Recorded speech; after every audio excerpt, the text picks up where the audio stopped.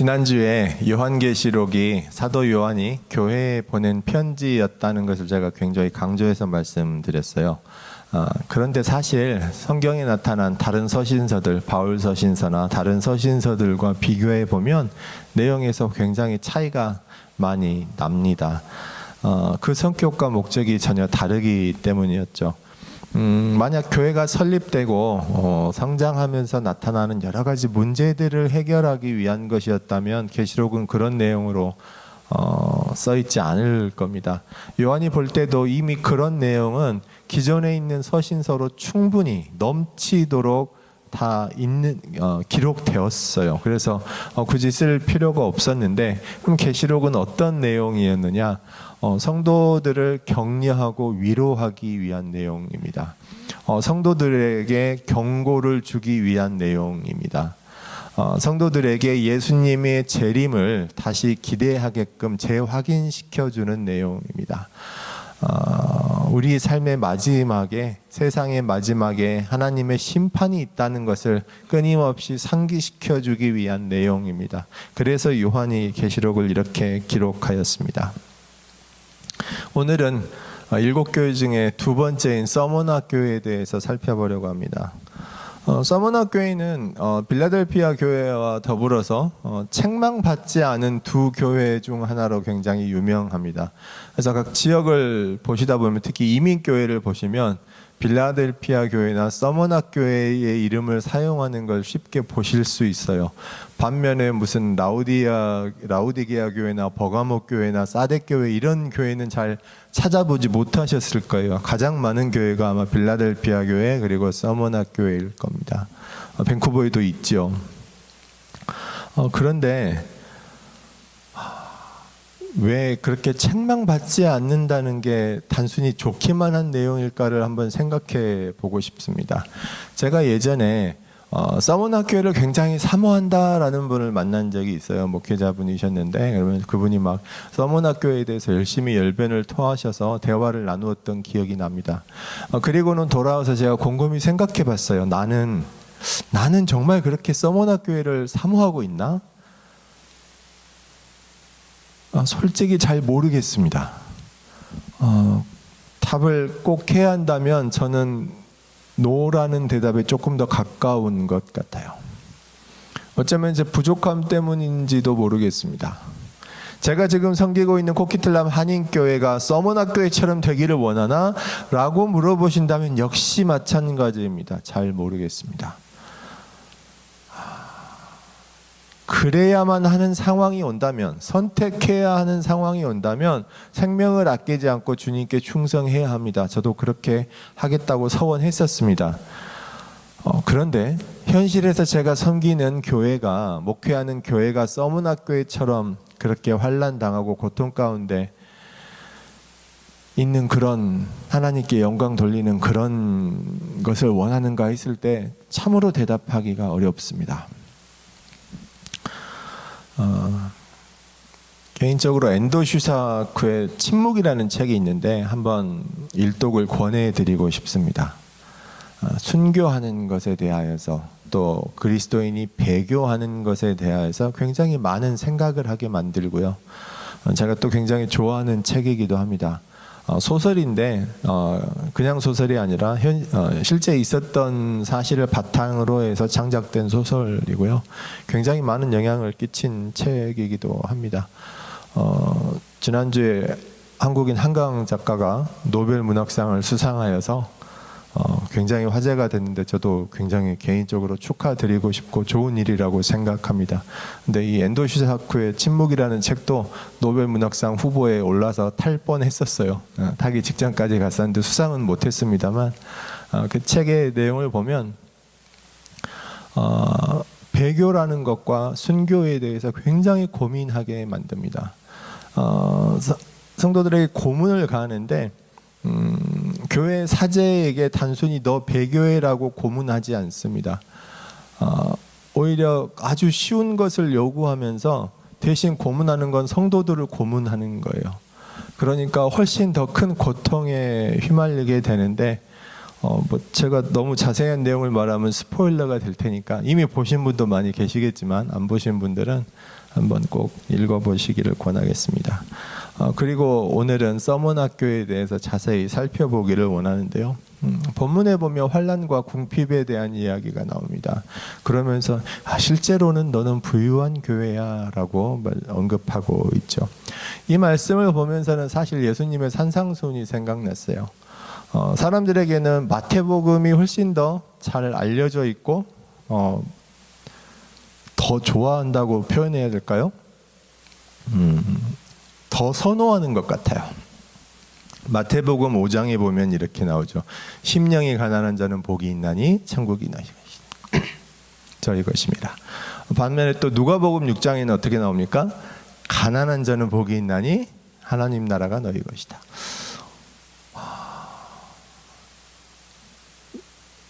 제가 왜 사람들이 마태복음을 좋아한다고 짐작하는 이유들은 몇이 있지만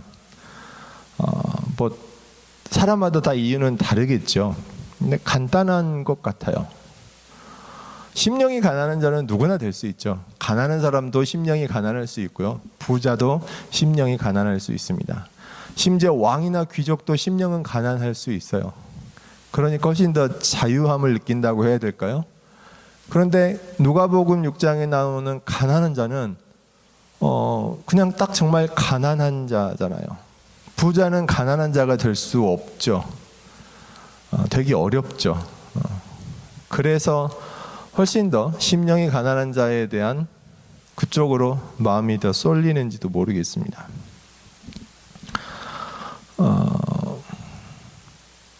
그런데 가난하다는 게 무조건적으로 좋은 걸까요? 우리 코키틀람 한인교회는 어떻습니까? 가난한 교회입니까? 부유한 교회입니까? 특히 우리 재정부 맡은 집사님들께 여쭤볼까요? 우리 교회 지금 가난합니까? 부유합니까? 부유하답니다. 가난한 게 복이 있다는데 네, 그렇습니다. 부유하답니다. 실상은 부유한 자라는 그 뜻이시겠죠? 네. 제가 한국의 달동네에 있는 정말 가난한 교회 분을 만난 적이 있습니다. 그리고 서울의 강남에 있는 정말 대형 교회에 부유한 분도 만난 적이 있습니다. 목회자분들과 만나서 대화한 적도 있고요. 장로님을 만난 적도 있습니다. 정말 가난한 교회인데 정말 가난한데도 불구하고 빈곤한 형편에 돈을 모아서 선교하시는 분을 만난 적이 있습니다. 그런데 가난하다는 게 무조건 좋기만 할까요? 현실의 삶에서 물질적인 빈곤은 때로 우리의 마음을 강팍하게 만듭니다. 여유가 없게 만들기도 하고요. 우리 신앙의 폭을 좁게 만드는 경우도 있습니다. 다 그렇다는 것이 아니라. 부유한 교회는 어떨까요?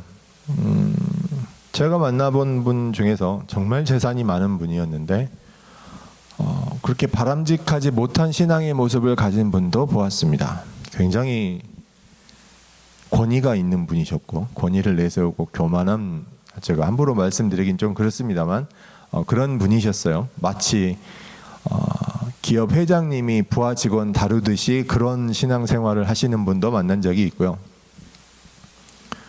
정말 부유하고 가진 것이 많은 분인데 겸손하고 소탈하고 또 굉장히 많은 일을 사역을 하시면서 섬기는 분도 제가 만난 적이 있습니다.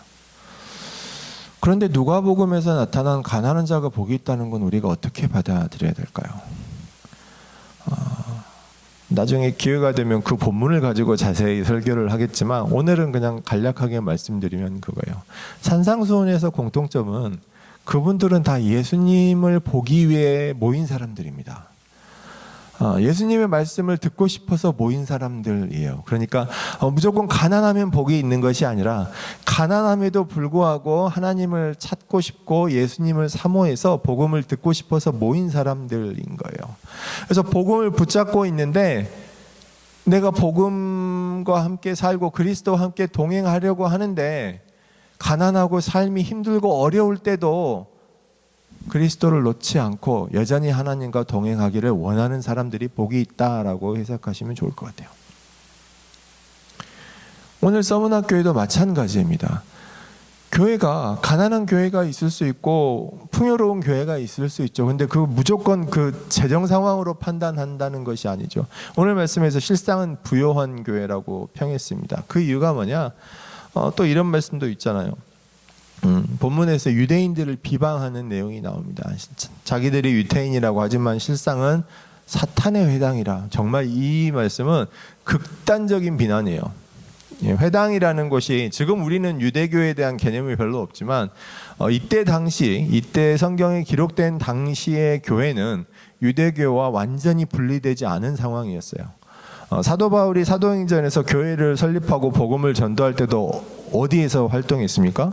회당에서 먼저 활동을 했잖아요. 예수님께서 사실 말씀을 선포하실 때도 회당에서 굉장히 많이 하셨었습니다. 그래서 아직은 교회와 회당이 완벽하게 분리된 상황이 아닌 그런 때인데 사도 요한이 말합니다. 사탄의 회당이라는 거예요. 사탄의 회당. 그 이유가 뭐냐? 서머나 지역에 있는 유태인 공동체에서 유태인 커뮤니티가 자기들이 로마 사회에서 인정받기 위해서 교회와 분리하는 그런 계획을 세우는데, 그래서 교회를 거짓 참소하기 시작합니다. 그리스도인들이 성찬식을 하는 것을 보고 야, 저들은 모여서 피를 마시고 사람의 고기를 먹는 그런 이단들이다. 이들은 로마에 반역하는 사람들이다. 황제를 거부하고 황제에 반역하는 자들이다. 이렇게 고소하고 고발합니다. 당연히 로마의 핍박이 따르겠죠. 그 중에 절대로 부인할 수 없는 것이 뭐였냐면 황제에게 절하라는 것이죠. 황제를 신으로 여기고 섬기겠다라는 걸 도저히 받아들일 수가 없는 거예요. 그래서 서머나 교회는 점점 더 박해를 심하게 받기 시작합니다. 이때부터 사실은 교회와 회당이 정말 본격적으로 돌이킬 수 없는 강을 건넜다, 이렇게 표현할 수도 있을 것 같아요. 그러니까 이 유대인들의 회당이 유대인이 아니라, 하나님을 믿는 유대인이 아니라 정말 사탄의 회당이다, 이렇게 표현된 것이죠. 그럼 이 서머나 교회의 환란과 궁핍은 어떻게 된 것이냐? 그렇게 로마의 박해를 받으면서 정상적인 삶을 살기 어려워지는 거예요. 비즈니스를 할 수 없게 됩니다. 올바른 그러니까 사회에서 정상적인 거래를 할 수도 없고 직업을 가지기도 어렵게 되는 거예요. 박해를 받게 되는 것이죠. 어떤 기록에 의하면 이 서머나 교회의 많은 목회자들이 순교를 당하게 되는데, 어떤 기록에는 10명이 넘는 12명의 목회자가 순교당했다는 기록도 있습니다. 이 중에서 정말 유명한 분이 있죠. 폴리갑이라는 분인데, 이분은 화형당해서 불에 타서 순교당하면서도 하나님을 찬양했다는 굉장히 유명한 일화가 있습니다. 이 폴리갑은 사도 요한의 제자고요, 이레니우스의 스승인데, 이 이레니우스는 나중에 성부, 성자, 성령 하나님, 삼위일체 하나님의 교리를 정립시킨 분이에요. 사실 대단한 분이에요, 폴리갑이라는 분도. 근데 이분이 그렇게 순교당했고, 이 위에도 굉장히 10여명이 넘는 목회자들이 순교를 당한 거예요. 이게 말은 이렇게 쉽게 할 수 있지만 생각해 보세요. 한 교회의 목회자가 황제를 순교할 수 없다고 순교를 당했어요. 후임 목회자가 왔습니다. 그런데 또 박해를 받아요. 그리고 또 순교당합니다. 그리고 또 후임 목회자가 왔어요. 그리고 또 박해를 받습니다. 그리고 교회를 배신할 수 없다고 또 순교당합니다. 다시 또 후임 목회자가 옵니다. 또 박해를 받고 또 순교합니다. 이 과정이 계속 반복된다고 생각해 보세요. 그 교회가 과연 정상적으로 유지가 가능하겠습니까? 사실 목회자만 순교한 게 아니라 성도들도 굉장히 많이 순교당합니다. 서머나 교회가 책망을 받지 않았는데, 서머나 교회가 완벽해서 책망할 만한 것이 없어서 책망 안 받은 게 아니에요. 그렇게 사람들이 많이 순교당하고 죽어나가는데 어떻게 교회가 조용하고 아무 문제가 없을 수가 있어요? 내부에 분열이 일어납니다. 성도들끼리 싸우기 시작해요. 다투고 교회를 떠나는 사람들도 있었습니다. 문제가 생겨요. 그럼에도 교회 전체적인 성도들은 끝까지 믿음을 잃지 않고 목숨을 아까워하지 않고 교회를 배신할 수 없다, 내가 하나님을 배신할 수 없다 하고 기꺼이 순교하는 교회입니다. 그래서 사도 요한이 책망할 수가 없었어요. 하나님도 책망하지 않으신 거죠. 여러분이라면 그런 교회를 책망하실 수 있겠어요? 우리가 서머나 교회를 바라볼 때 정말 바람직한 교회야, 서머나 교회를 본받아야 돼, 장점을 찾아야지, 그런 상황이 아닌 거예요. 너무나 안타깝고 가슴이 먹먹해서 뭐라고 어떻게 책망할 수 있는 그런 상황이 아닌 거죠.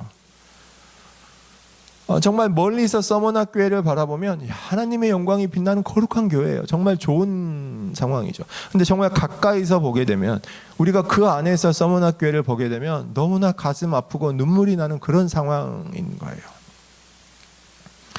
우리 교회들을 생각해 보죠. 한국에 있는 많은 교회들도 한번 생각해 보죠. 예수 그리스도를 믿음으로 인해서 취직할 수 없다고 하면 청년들이 교회에 나올까요? 교회에 다니기 때문에 비즈니스를 할 수 없다, 뭐 장사가 안 되는 수준이 아니라 그냥 비즈니스를 할 수 없다라고 하면 교회 다니시겠어요? 예수님 믿고 교회에 다니면 자녀를 좋은 대학에 보낼 수 없다고 하면 학부모들이 교회에 나오겠어요? 서머나 교회에 대해서 생각해 볼 수 있는 굉장히 직접적이고 적나라한 질문입니다. 얼마나 많은 사람들이 교회에 남아있고 어떤 사람들이 교회를 떠나게 될까요? 예전에 제가 중남미에 선교를 간 적이 있는데 차를 타고 이제 시골 마을을 지나갑니다. 그냥 정말 평범한 아주 가난한 시골 마을이었어요. 두 군데 세 군데 정도를 정확히 기억은 안 나는데 한 두세 군데 정도 지났던 것 같아요. 버스를 한 2시간 정도 타고 들어가서 내려서 이제 산길을 걸어가기 시작합니다. 근데 어느 순간 길이 없어지더라고요. 어디로 가는지도 전혀 모르겠어요. 그런데 그런 곳마다 갈대숲이 있고 막 산이 있고 있는데, 그런데 아이들이 나와 있었어요. 아이들이 나와서 정말 환하게 웃는, 우리 하루 웃는 것처럼 정말 예쁘게 웃으면서 우리를 기다리고 있었어요. 시계도 없는데 우리가 어떻게 올 줄 알고 언제 올 줄 알고 기다렸나 물어봤는데 아침부터 나와서 하루 종일 기다렸대요. 그런데도 어찌나 환하게 웃는지 몰라요. 그 아이들을 따라서 그 마을로 갔는데 정말 놀란 게, 그 마을 사람들이 다 산에서 굴을 파고 살고 있었어요. 그 마을에 교회도 있는데 교회가 조금 큰 굴이었어요. 처음에는 왜 그런지 알지 못했는데 알고 보니까 중남미는 대부분이 로마 카톨릭입니다. 근데 한국에서 가신 선교사님이 열심히 전도해서 그분들을 기독교로 개종을 시킨 거예요. 그러니까 그분들이 마을에서 집과 재산을 다 빼앗기고 쫓겨났습니다. 그래서 산에 가서 굴을 파고 살게 된 거예요. 아이들은 학교를 가지 못합니다. 뭐 전기 수도 같은 건 꿈도 못 꾸고요. 아이들은 학교를 가지 못하고 몸이 아파도 병원에 가지를 못해요. 마을에서 통과시켜 주지를 않습니다.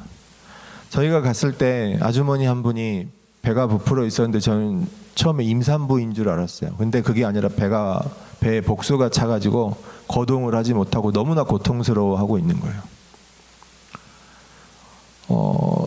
처음에 눈에 보였던 사람들의 밝은 모습을 보면서, 야, 이분들은 정말 가난하지만 이렇게 밝게 사는구나, 이게 참된 신앙의 모습이 아닐까라고 생각을 했다가 정말 삶의 비참해 보여지는, 그렇게 생각되어지는 모습을 보면서 너무 가슴이 아팠어요. 그리고 우리가 그날 저녁에 그분을 위해서 기도했습니다. 손을 얹고 기도하고, 물론 그러니까 다른 치유의 경험을 옆에서 본 적이 있지만 그때 직접 손을 얹고 기도해서 하나님께서 치유의 기적을 경험하게 하신 적은 그때가 제 첫 번째 경험이었어요. 그래서 정말 하나님께 감사를 드릴 수가 있었죠. 제가 이 말씀을 드리는 이유는 로마 가톨릭 천주교를 비난하기 위해서가 아닙니다. 천주교도 정교회도 예수 그리스도의 복음을 가진 교회가 있고 그렇지 못한 교회가 있죠. 근데 그것은 개신교도 마찬가지입니다. 개신교도 그리스도의 복음을 가진 아름다운 교회가 있고 한국 교회도 교회라는 이름만 걸어놓고 전혀 교회가 아닌 곳도 많이 있죠. 또 개신교 선교사가 로마 가톨릭을 전도해서 개종시켜야 하느냐, 그게 과연 옳은 일이냐라는 이야기도 오늘은 잠시 하지 않겠습니다. 제가 이 말씀을 드린 이유는 제가 그때 선교 일정을 다 마치고 한국에 돌아왔어요. 한국에 돌아와서 교회 예배를 드리는데 서울에 도착했을 때부터 달랐어요. 한국에 오랜만에 도착해서 너무나 좋았고 계속 콩죽만 먹다가 김치를 먹을 수 있어 너무 행복했고 공항에서부터 보여지는 그 도시적인 모습이 너무나 편안했고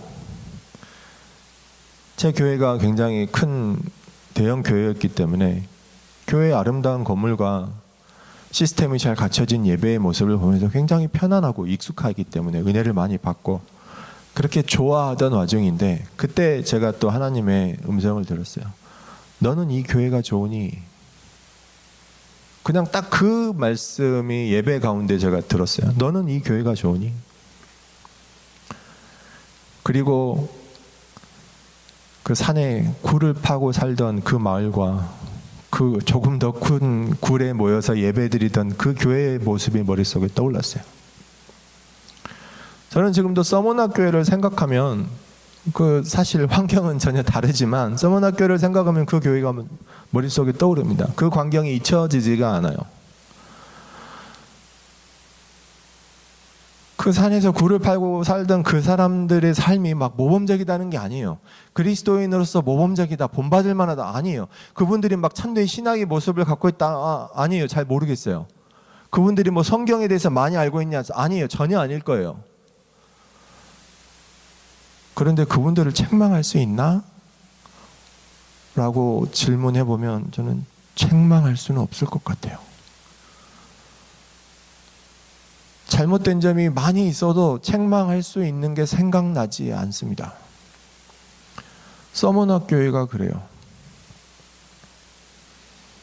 우리 코키틀람 한인교회는 어떻습니까? 책망할 것들이 있나요?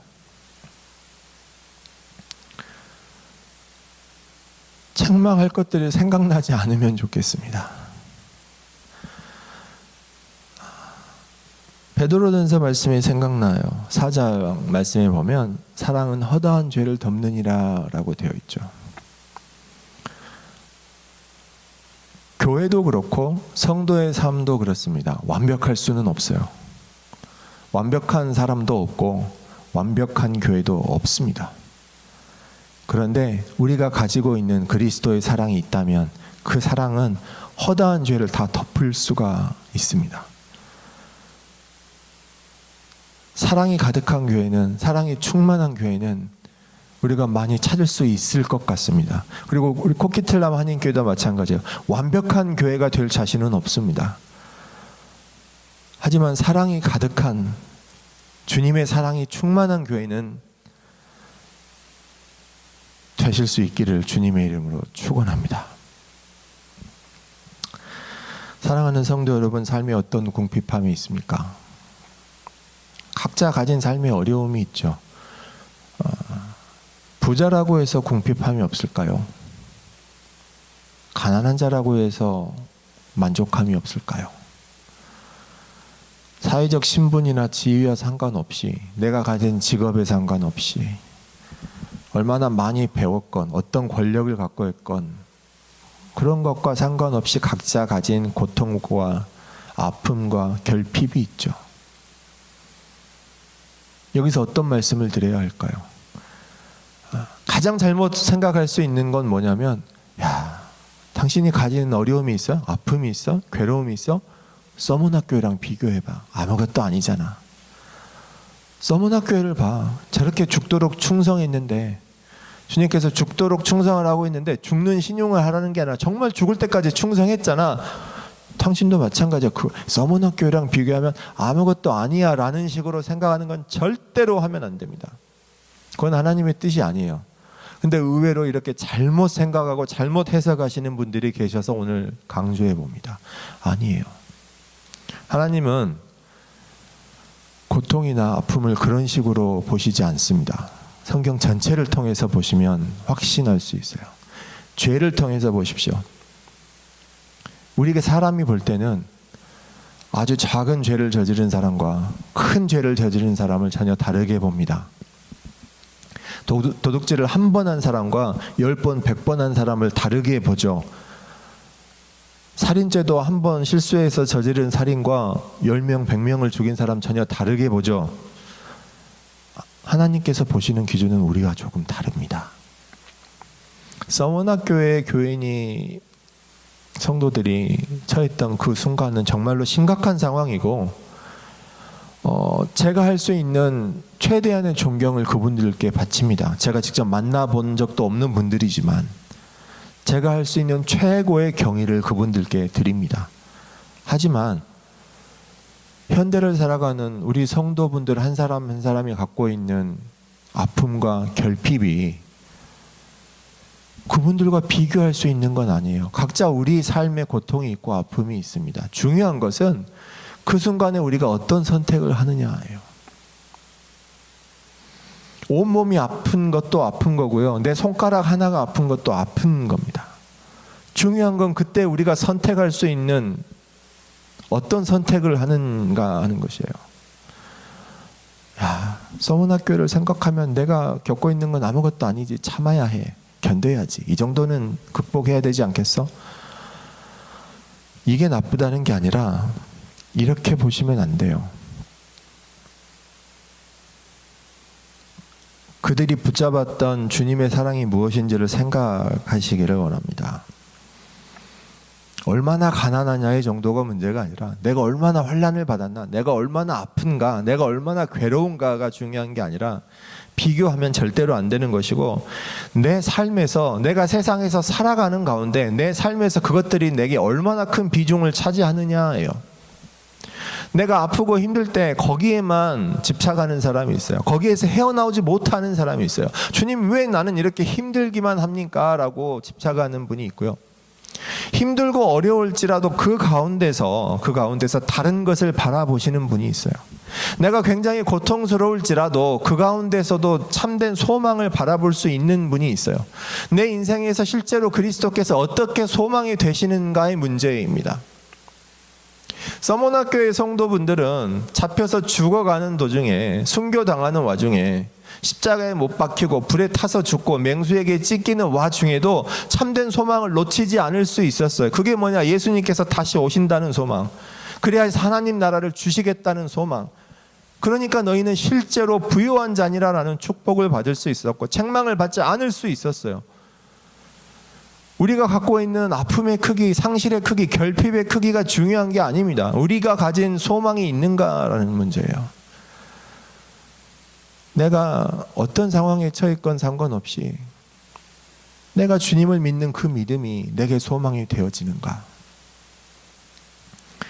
예수 그리스도의 복음이 내게 기쁨을 주고 있는가? 예수님께서 다시 오시겠다는 그 약속이 내 삶의 든든한 기둥이 되어주는가의 문제입니다. 그런 믿음을 가지신 여러분들이 되시기를 주님의 이름으로 축원합니다. 다시 한번 말씀드리지만 계시록은 교회가 참고해서 판단해야 되는, 문제를 해결해야 되는 그런 지침서 같은 책이 아니에요. 우리가 가지고 있는 신앙을 재확인하고 격려하고 위로하고 그리고 경고하는 책입니다. 예수님의 다시 오심을 기다리는 책이에요. 사랑하는 성도 여러분, 서머나 교회가 여러분의 삶의 위로와 경고 또 축복이 될 수 있기를 처음이자 마지막이시여 죽었다가 다시 살아나신 우리 주 예수 그리스도의 이름으로 축원합니다.